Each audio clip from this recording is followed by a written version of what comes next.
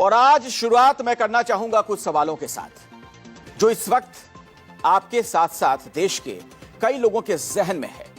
इन सवालों का जवाब जानना हम सब के लिए बहुत जरूरी है। सवाल ये कि देश में डीजल को लेकर सरकार ने ऐसा क्या आदेश जारी कर दिया जिससे कई सेक्टर में हड़कंप है। सरकार ने डीजल खरीदने की क्या लिमिट तय की है? सरकार को अचानक पाबंदी लगाने की जरूरत क्यों पड़ी? क्या देश में पेट्रोल और डीजल पर राशनिंग की आहट है? क्या देश पर बड़े ऊर्जा संकट का खतरा मंडरा रहा है? ये तमाम सवाल इसलिए क्योंकि केंद्र सरकार ने पेट्रोल पंपों पर डीजल खरीद को लेकर एक गजट नोटिफिकेशन के जरिए नया गाइडलाइन जारी किया। सरकार के नए आदेश के मुताबिक रिटेल पेट्रोल पंप पर एक गाड़ी को एक बार में 200 लीटर से ज्यादा डीजल नहीं मिलेगा। इस डीजल को दोबारा बेचने पर भी पूरी तरीके से रोक लगा दी गई है। साथ ही सरकार ने फैक्ट्रियों और कमर्शियल कस्टमर के रिटेल आउटलेट्स से खरीदारी भी रोक दी है। अब इन बड़े उपभोक्ताओं को केवल बल्क सेल पॉइंट से ही डीजल लेना होगा। तो केंद्र सरकार ने कल ही यानी 11 जून को यह नया आदेश जारी किया है जो आने वाले 90 दिनों तक लागू रहेगा। नए आदेश के मुताबिक रिटेल पंपों पर डीजल की बिक्री अब सिर्फ गाड़ियों के फ्यूल टैंक या फिर petroleum and explosive safety organisation जिसे पीईएसओ कहते हैं उसके अप्रूव्ड कंटेनरों से ही की जा सकेगी। तो सरकार ने यह साफ कर दिया है कि इन नियमों का उल्लंघन करने पर आवश्यक वस्तु अधिनियम के तहत सख्त कानूनी कार्रवाई की जाएगी। राज्य सरकारों और केंद्र शासित प्रदेशों के प्रशासनों को यह निर्देश दे दिया गया है कि वो जमाखोरी, कालाबाजारी, अवैध खरीद और तेल के डायवर्जन यानी कि गलत इस्तेमाल के खिलाफ सख्त कदम उठाएं। इस आदेश को जमीन पर लागू करने का जिम्मा पब्लिक सेक्टर की जो ऑयल मार्केटिंग कंपनियां हैं जैसे Indian oil, Hindustan petroleum, Bharat petroleum और दूसरे अधिकृत फ्यूल रिटेलर्स को सौंपा गया है।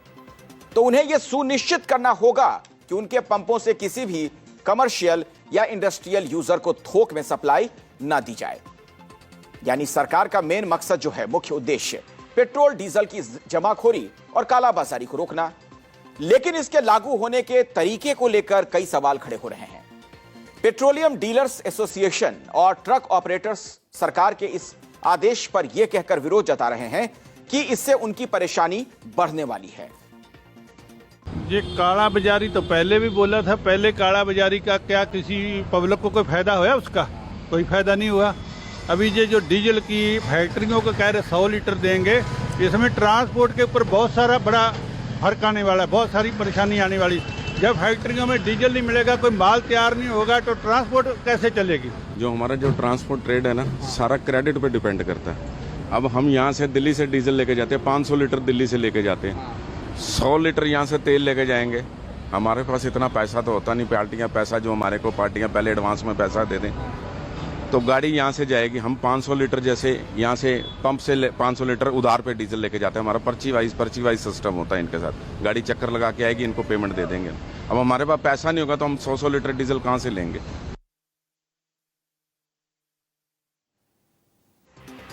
दरअसल पेट्रोलियम मंत्रालय ने motor spirit and high speed diesel temporary regulation of supply through retail outlets order 2026 जारी किया। इसके तहत अब कोई भी फैक्ट्री, कमर्शियल संस्थाएं या बड़ी संस्थाएं आम गाड़ियों वाले पेट्रोल पंप से डीजल पेट्रोल नहीं खरीद सकेंगी। उन्हें खुद के कंज्यूमर पंप या तय बल्क सप्लाई चैनलों से ही तेल लेना होगा। अब इसे लेकर सरकार का जहां तर्क है कि इससे आम लोगों की दिक्कतें दूर होंगी, वहीं कई सेक्टर्स के लिए परेशानी बढ़ने वाली है। इसके कारण कई व्यावसायिक और औद्योगिक क्षेत्रों में परेशानियां बढ़नी तय मानी जा रही हैं।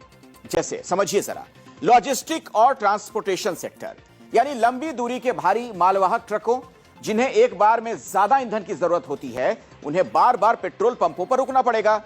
इससे उनकी लंबी दूरी की यात्रा का समय बढ़ेगा, परिचालन लागत बढ़ जाएगी। इंफ्रास्ट्रक्चर और निर्माण क्षेत्र, हाईवे निर्माण और रियल एस्टेट साइटों पर चलने वाली बड़ी मशीनें, जनरेटर और भारी वाहन सीधे तौर पर प्रभावित होंगे। उन्हें अपनी साइट्स के लिए ईंधन की आपूर्ति के विशेष परमिट और थोक अनुबंधों पर निर्भर रहना पड़ेगा। टेलीकॉम सेक्टर, मोबाइल टावरों को बिजली देने के लिए जो डीजल जनरेटर इस्तेमाल किए जाते हैं, उन्हें भी सीधे पंप से तेल लेने से रोक दिया गया है। इससे ग्रामीण और दूर दराज के इलाकों में नेटवर्क कनेक्टिविटी बाधित होने का खतरा बढ़ सकता है।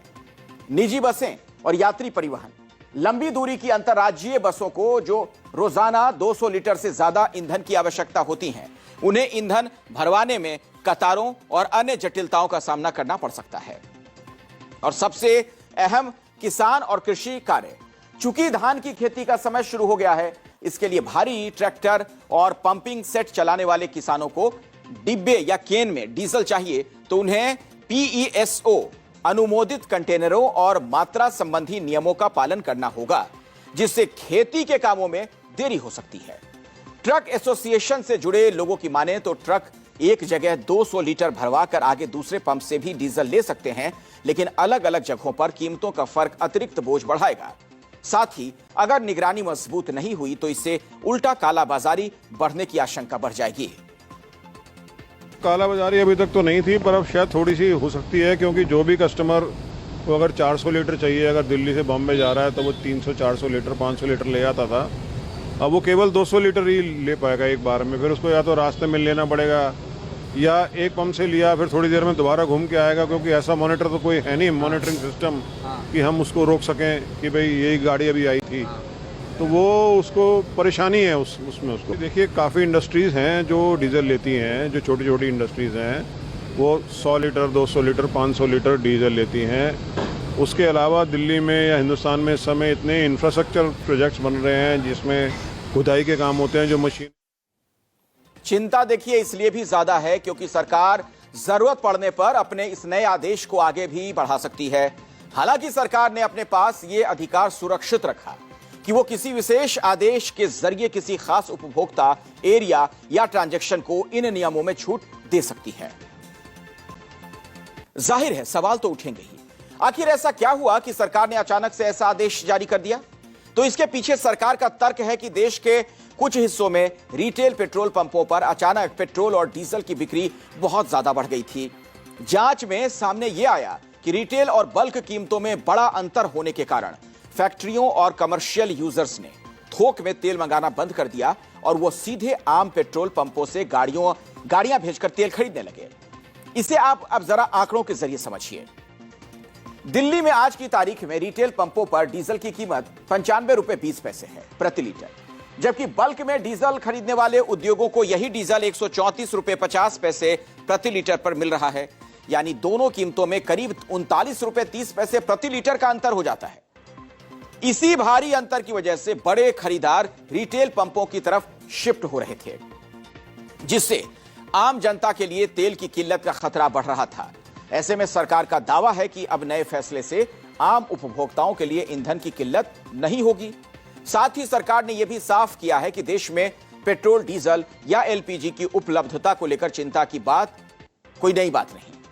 ऑयल इंडस्ट्री राज्य सरकारों और लोकल अथॉरिटीज के साथ मिलकर लगातार काम कर रही है ताकि नागरिक, उद्योगों और किसानों को ईंधन की सप्लाई बिना किसी रुकावट के मिलती रहे।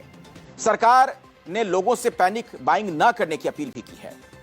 खैर, सरकार के इस नए फैसले पर एक्सपर्ट्स की भी अपनी राय है। वो क्या कह रहे हैं जरा सुन लीजिए।